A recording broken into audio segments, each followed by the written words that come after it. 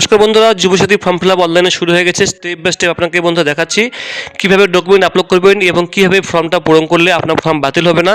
মনে রাখবেন, যদি আপনি ভুলবশত কোনোভাবে ফর্মটা ফিল আপ করে সাবমিট করে দেন তাহলে কিন্তু আপনার টাকা ব্যাংকে ঢুকবে না, আপনার ফর্মটাই বাতিল হয়ে যাবে বা পরবর্তীতে দ্বিতীয়বার করে ফর্ম ফিল আপ করার অপশন কিছু নেই।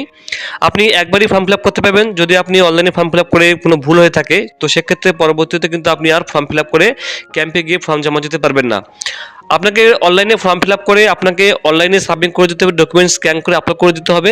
কোথাও কোনো ফর্ম বা ফিজিক্যাল ডকুমেন্ট জমা দেওয়ার কোনো প্রয়োজন নেই। সমস্ত কিছু ঘরে বসেই মোবাইল থেকে করতে পারবেন, একদম সিম্পলি। একদম সহজ ফর্ম একটি, এবং কোথায় কোথায় ভুল করবেন না সেগুলো আপনাকে দেখানোর চেষ্টা করব। পুরো ভিডিওটি বন্ধুরা মন দিয়ে দেখবেন। প্রথমত আপনাকে আসতে হবে apas.wb.gov.in। এখানে আসার পরে আপনি এখানে দেখুন বলছে বাংলার যুবসাথী, ক্লিক টু অ্যাপ্লাই। আপনি এই অপশনে ক্লিক করে দেবেন। এখানে ক্লিক করার সঙ্গে সঙ্গে বন্ধুরা আপনাকে দেখুন প্রথমে দেখিয়ে দেই কী কী ডকুমেন্ট আপলোড করতে হবে। মাধ্যমিকের অ্যাডমিট কার্ড, মাধ্যমিকের মার্কশিট এবং সার্টিফিকেট দুটোই কিন্তু স্ক্যান করতে হবে। কপি অফ আধার কার্ড আপনাকে আপলোড করতে হবে। ভোটার কার্ড আপলোড করতে হবে। ব্যাংকের পাসবই প্রথম পাতা। কাস্ট সার্টিফিকেট যদি থাকে আপনার, সেক্ষেত্রে কাস্ট সার্টিফিকেটের বিষয়টা আপনাকে একটু পরে বুঝিয়ে বলবো। এই ব্যাপারটা অনেকে নিয়ে কনফিউশন রয়েছে। কাস্ট সার্টিফিকেটটা কে দেবে কে দেবে না সেটা আপনাকে নিয়ে পরবর্তীতে বলবো। এই যে যতখানি বললাম 6 পর্যন্ত, 1 থেকে 6 পর্যন্ত, এই 1 থেকে 6 পর্যন্ত কাস্ট সার্টিফিকেট পর্যন্ত সব কিছু কিন্তু আপনাকে পিডিএফ করে আপলোড করতে হবে 300 এমবির মধ্যে, 300 কেবির মধ্যে আপনাকে আপলোড করতে হবে। 1 থেকে 6 মধ্যে যতটুকু আপনাকে বললাম 300 কেবির মধ্যে আপনাকে আপলোড করতে হবে পিডিএফ করে। এরপরে যে ফটো এবং সিগনেচার সেটা কিন্তু আপনাকে ম্যাক্সিমাম 50 কেবির মধ্যে আপনাকে আপলোড করতে হবে, ঠিক আছে।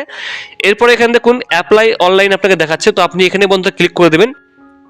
এখানে ক্লিক করার সঙ্গে সঙ্গেই আপনাকে বলে মোবাইল নাম্বার, তো আপনি এখানে বন্ধুরা মোবাইল নাম্বার দেবেন। তারপর আপনি এখানে ক্যাপচা দেখে দেখে বন্ধুরা এখানে গেট ওটিপিতে ক্লিক করে দিবেন। তো আমি এখানে একটু ক্যাপচাটা বুঝতে পারছি না, তো ক্যাপচা বুঝতে না পারলে বন্ধুরা আপনি এখানে আবার ক্লিক করে দিবেন, ঠিক আছে। তো এখানে আপনি বন্ধুরা মোবাইল নাম্বারটা বসিয়ে দিবেন।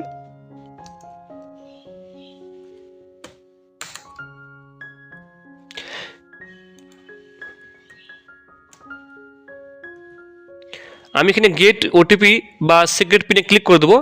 সঙ্গে সঙ্গে বন্ধুরা বলছে new secret pin has been sent, আপনার মোবাইলে সেন্ড করা হয়েছে। ওকে করে ক্লিক করে দেবেন। একটা ওটিপি যাবে, সেই ওটিপিটা আপনি এখানে বসিয়ে দিয়ে ভেরিফাই পিনে ক্লিক করে দেবেন। যদি ওটিপিটা 1 থেকে 2 মিনিটের মধ্যে না এসে থাকে তো সেক্ষেত্রে আপনি আবার এখানে রিসেন্ট সিক্রেট পিনে ক্লিক করে দেবেন। ওটিপি বন্ধুরা চলে আসবে।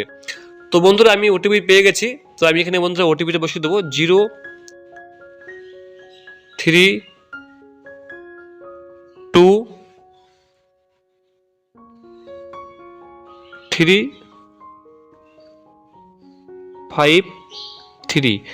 ভেরিফাই পিনে আমি ক্লিক করে দেবো বন্ধুরা।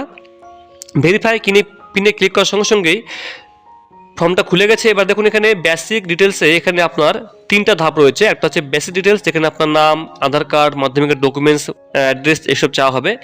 তারপরে ক্ষেত্রে ধাপে ডকুমেন্টসগুলো আপনাকে আপলোড করতে হবে, যেটা আপনাকে বললাম সব কিছু পিডিএফে আপলোড করতে হবে। ফটো এবং সিগনেচার শুধুমাত্র জেপিজি 50 কেবির মধ্যে আপনাকে আপলোড করতে হবে। বাকি সব কিছু কিন্তু বন্ধুরা পিডিএফে 300 কেবির মধ্যে আপলোড করতে হবে। এটা যেন কখনোই বেশি না হয়। এবং মাথায় রাখবেন, আপনাকে পরে বলছি আমি, এখানে দেখুন আপনাকে বন্ধুরা আধার কার্ড নাম্বার বসাতে হবে। এখানে আধার কার্ড নাম্বারটা আপনি বসিয়ে দিবেন। এরপরে আপনি বন্ধুরা এখানে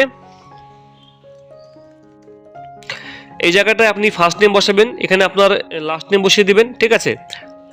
আমি একটু জাস্ট দেখানোর জন্য আপনাকে পরবর্তীতে নিয়ে যাচ্ছি, ঠিক আছে, ফটাফট। এখানে বন্ধুরা আপনি মোবাইল নাম্বারটা বসিয়ে দেবেন, যেটা ব্যাংকের সঙ্গে লিঙ্ক করা আছে। এখানে আপনি মেল না ফিমেল সেটা এখান থেকে সিলেক্ট করে দেবেন।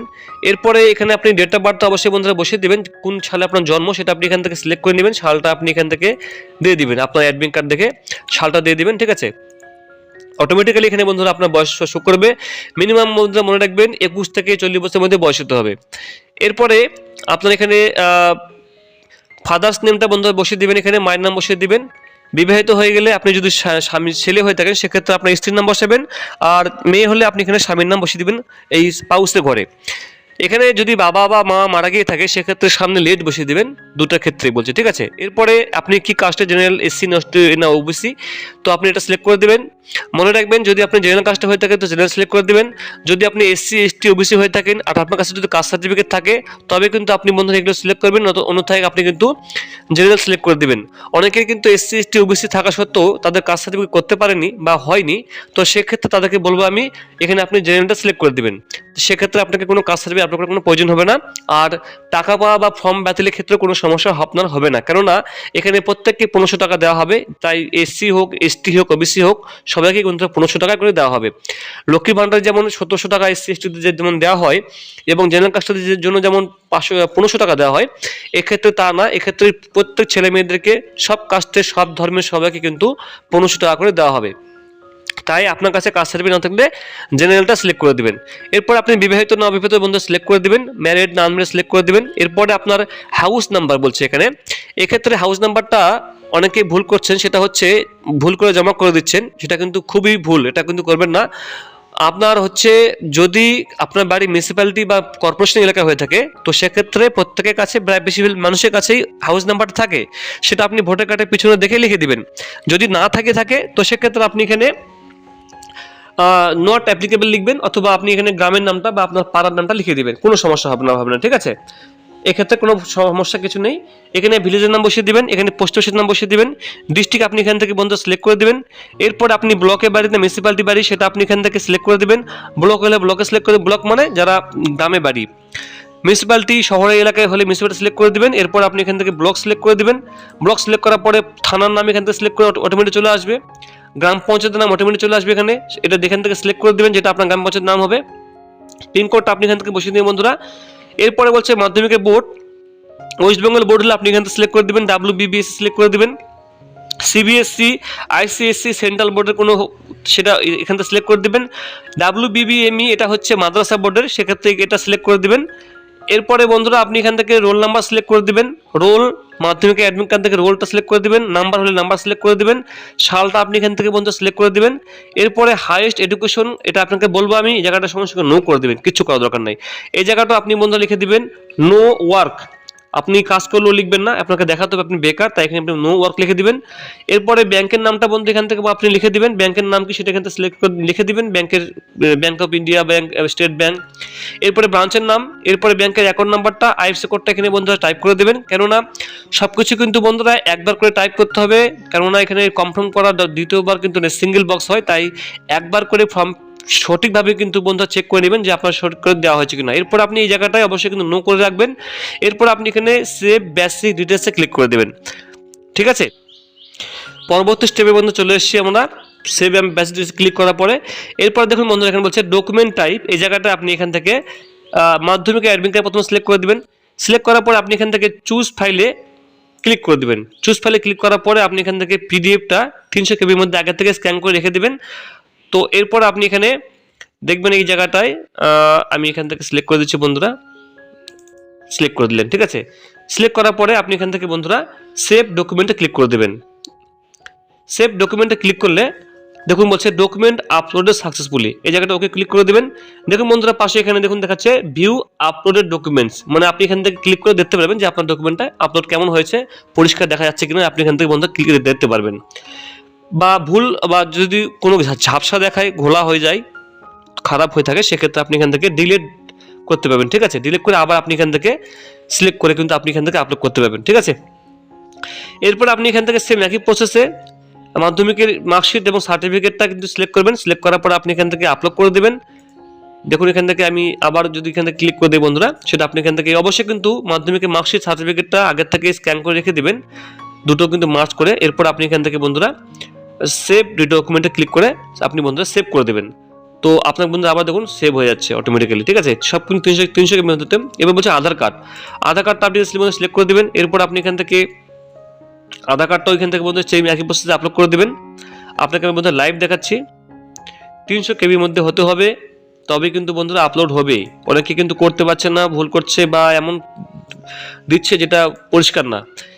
সেম একই প্রসেসে আপনার ভোটার কার্ড আপলোড করতে হবে, তো সেটা আপনি এখান থেকে বন্ধু আপলোড করে দেবেন। খুবই সুন্দর প্রসেস, কখনো কখনো লিঙ্ক চলে যাচ্ছে, এটাও একটা ভালো প্রসেস। তো যাই হোক, এইভাবে ডকুমেন্টগুলো আপলোড করবেন।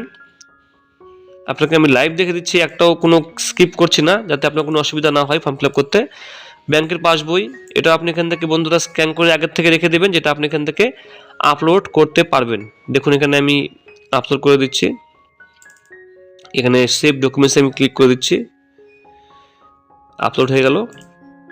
এরপর আপনি এখান থেকে আবার কাস্ট সার্টিফিকেটটা আপলোড করে দেবেন, সেটা আপনি এখান থেকে বন্ধুরা আপলোড করে দেবেন কাস্ট সার্টিফিকেটটা, ঠিক আছে।